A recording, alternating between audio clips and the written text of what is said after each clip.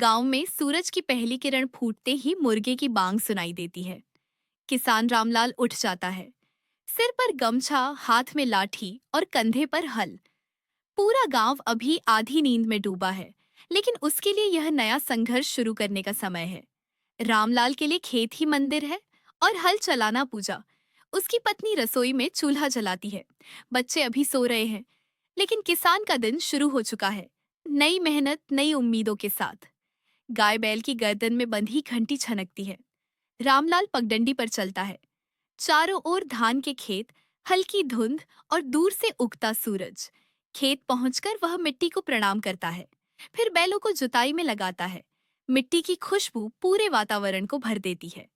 उसके लिए यही असली जीवन है, धरती को सींचना और अन्न उगाना। दोपहर की धूप तेज है, माथे से पसीना टपक रहा है, लेकिन किसान रुकता नहीं। वह धान की रोपाई करता है, खेत में झुककर मेहनत करता है। साथ में रखा पानी का घड़ा और थोड़ा सा खाना ही उसका सहारा है। वह जानता है उसका पसीना ही आने वाले दिनों में अन्न का दाना बनेगा। कभी बारिश समय पर होती है तो खेत सोना उगलते हैं, लेकिन कभी सूखा पड़ता है तो फसल जल जाती है। कभी बाढ़ सब बहा ले जाती है।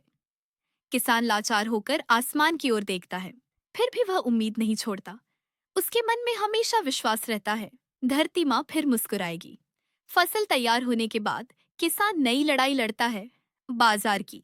सर पर बोरी रखकर वह मंडी पहुंचता है, लेकिन वहां उसे सही दाम नहीं मिलता। बिचौलिए उसका मेहनत का फल सस्ते में छीन लेते हैं। फिर भी वह सोचता है, परिवार का पेट भर जाए वही काफी है।